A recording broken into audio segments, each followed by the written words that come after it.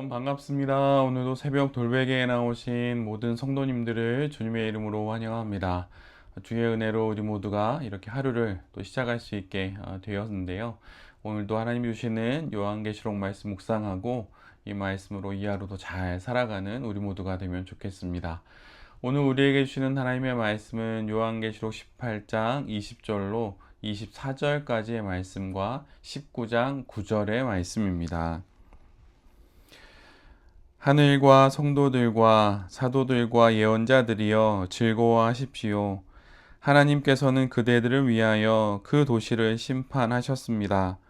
또 힘센 천사가 큰 맷돌과 같은 돌을 들어 바다에 던지고서 말하였습니다. 그 큰 도시 바빌론이 이렇게 큰 힘으로 던져질 터이니 다시는 그 흔적도 찾을 수 없을 것입니다.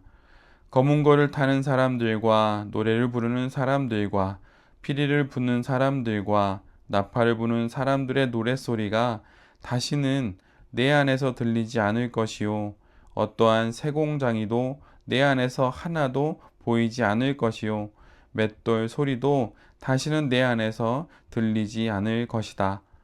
등불빛도 다시는 내 안에서 비치지 않을 것이요 신랑과 신부의 음성도 다시는 내 안에서 들리지 않을 것이다. 그것은 내 상인들이 땅에 세도가로 행세하고 모든 민족이 내 마술에 속아 넘어갔기 때문이고 예언자들의 피와 성도들의 피와 땅에서 죽임을 당한 모든 사람의 피가 이 도시에서 발견되었기 때문이다.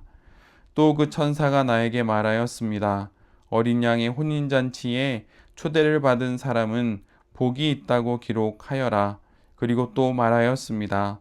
이 말씀은 하나님의 참된 말씀이다. 아멘. 오늘은 요한계시록 18장과 또 19장의 말씀을 갖고 하나님은 성도들을 위하십니다. 하나님은 성도들을 위하십니다. 라는 제목으로 함께 하나님 말씀을 나누도록 하겠습니다. 하나님의 심판이 끝으로 향하게 됩니다. 그리고 끝으로 향하는 그 심판의 그 시선이 성도들을 또 향하고 있음을 우리 모두가 보게 됩니다. 영광으로 시작된 심판이 하늘과 성도들, 사도들, 선지자들을 위한 것임을 오늘 본문을 통해서 우리 모두는 보게 됩니다.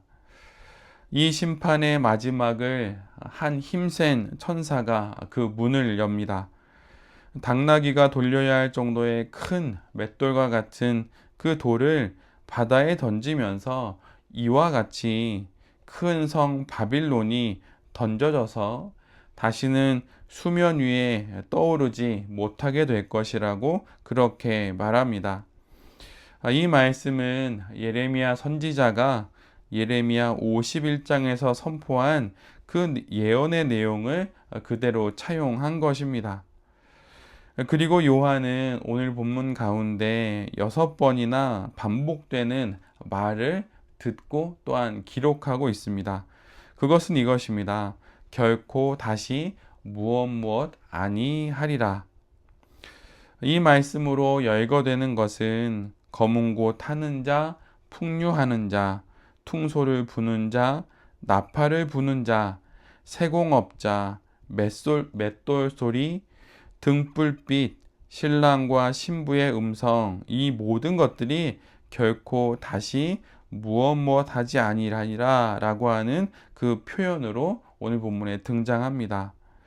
이것이 무엇인가요? 바빌론이 누렸던 그 모든 화려한 부귀 영화와 모든 것들이 하나님의 심판 앞에 놓여지게 된다는 것입니다. 하나님은 이처럼 바빌론을 완전하고도 철저하게 심판하십니다. 그들이 누렸던 그 모든 것들이 다 사라지도록 완전하게 심판하시는 것이지요. 그리고 이 내용 가운데 내 안에서 라고 하는 표현을 기록함으로 이 심판이 어디를 향하고 있고 또 누구에게서 일어나는지를 명확히 말씀하십니다. 즉 심판의 지향점을 밝히시는 것이지요. 하나님의 심판은 바빌론을 향하고 있고, 이 심판은 하나님을 거역하여서 바빌론과 같이 이 땅의 부귀영화와 이 땅의 삶이 전부인지 알고 살았던 바로 그들 안에서 일어나게 되는 것입니다. 그리고 오늘 본문은 이 하나님의 철저한 심판이 바빌론에서 일어나는 이유를 두 가지로 이야기합니다. 첫 번째는 바빌론의 복술로 바빌론이 만국을 현혹했기 때문입니다. 말하자면 이단과 또 사이비로 많은 사람들을 현혹하고 이 땅의 삶이 전부인 줄 알고 돈과 또 권력과 이생의 산만이 가장 중요한 것이라고 그들을 유혹했기 때문에 바빌론이 심판을 받는 것입니다.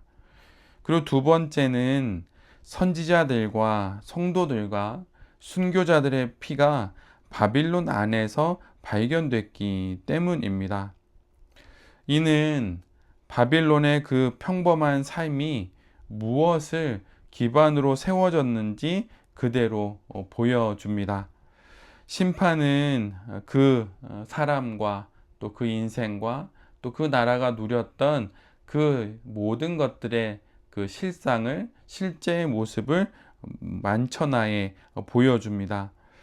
마치 진료와 또 검진을 통해 우리의 몸의 그 현 상황을 또 발견하듯이 역사 속 참상이 파묻힌 유해의 발견으로 드러나듯이 그렇게 바빌론의 그 심판을 통해서 바빌론의 그 실상이 그대로 밝혀지는 것입니다. 그 실상이 무엇입니까? 바로 순교자들의 피 위에 그것이 세워졌다는 것입니다. 성도들과 또 선지자들의 그 피 위에 바빌론이 세워졌다는 것입니다. 하나님께서 바로 이 순교자들의 피를 모시고 바빌론을 심판하시는 것입니다. 그리고 이 심판이, 이 바빌론의 심판이 요한계시록 1장부터 또 이 18장과 19장으로 이어지는 그 심판의 대단원의 문을 이제 순교자의 피의 내용으로 이제 닫게 되는 것이죠. 이 내용은 우리에게, 살아있는 성도들에게 희망을 줍니다. 왜냐하면 순교자들의 그 희생에 하나님이 심판으로 보응하시고 하나님의 상급이 허락되어 있음을 우리 모두에게 보여주기 때문입니다. 심판의 대단원이 성도들의 피와 순교자들의 피라고 하는 사실은 지금 우리 모두에게 희망을 주고 기쁨을 주고 우리의 희생이 헛되지 않다는 것을 다시 한번 우리 모두에게 말해 주고 있습니다. 이처럼 하나님은 악에 대한 심판을 반드시 이루시는 분이고 이 심판을 통해 성도들에게 보응해 주시는 분입니다. 거룩한 이들의 희생이 심판의 이유가 됩니다. 이처럼 하나님은 우리들의, 또한 이 땅의 거룩한 이들의 삶의 모든 것들을 귀히 바라보시면서 그 흔적을 기억해 주시는 분입니다. 심판의 날에 내게서 순교자의 피와 같은 붉은 흔적이 있어야 할 것입니다. 그리고 또한 우리 모두에게 바빌론의 모습이 지금 있지는 않은지 그것을 돌아보면서 이 땅의 삶을 잘 살아가는 우리 모두가 되어야 할 것입니다. 하나님은 성도들과 순교자들을 기억하시고 그들을 위하시고 마침내 그들의 그 희생과 또 이 땅에서의 삶에 보응하듯이 우리에게도 그렇게 보응해 주실 것입니다. 이를 우리 모두가 잘 기억해야 할 것입니다. 오늘 본문의 뒷부분에 있는 요한계시록 19장을 보면 바빌론의 심판에 대한 감사의 노래가 이어집니다. 허다한 무리의 큰 음성 같은 소리가 할렐루야를 외치고 하나님께 구원과 또 영광과 능력이 있음을 선포합니다. 그 뒤에 또 하나님의 심판을 또 말하게 되지요. 하나님의 심판은 이러이러한 것이다 라고 이야기합니다. 하나님의 심판은 참되고 하나님의 심판은 의롭습니다. 그리고 그 심판으로 음행으로 땅을 더럽힌 큰 음녀 바빌론은 심판을 받게 되고, 하나님의 이 심판은 하나님의 종들의 피에 대한 되갚음이 된다고 또한 잘 해설해 주고 있습니다. 그리고 두 번째 할렐루야가 이렇게 노래가 되어지고, 바벨론의 완전한 멸망으로 이제는 황폐의 연기가 치솟는 것을 우리 모두에게 보여줍니다. 그리고 세 번째 할렐루야는 24 장로와 네 생물이 하나님께 경배하며 외치게 됩니다. 네 생물 중 한 생물이 하나님을 향한 모두들의 찬송을 명령하고, 또 허다한 무리는 이 음성과 같이 아주 힘차게 하나님을 찬양합니다. 많은 무리의 음성이 얼마나 대단했던지 큰 물소리, 많은 물소리와 같았다고 오늘 본문은 기록하고 있습니다. 그리고 이 많은 물소리라고 하는 표현을 빌어서 이 제목을 달고 또 출판이 되었던 그런 찬양집도 있었던 것이죠. 그리고 이내 큰 우레소리로 이 많은 물소리는 변하게 됩니다. 그리고 이렇게 커진 소리가 외치는 첫 단어는 역시 할렐루야입니다. 여호와를 찬양하라라고 하는 것이지요. 전능하신 하나님의 통치를 찬양합니다. 그리고 이 찬양 이후에 하나님의 심판의 내용은 혼인잔치의 내용으로 전환이 됩니다.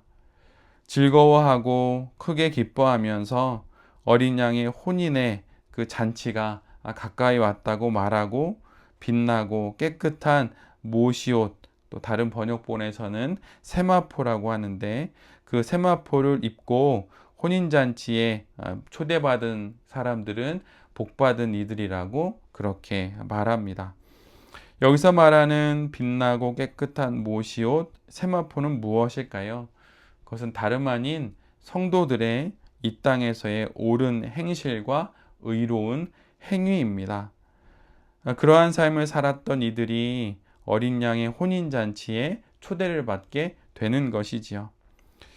이 모든 광경을 본 요한은 이 모든 것에 압도됩니다.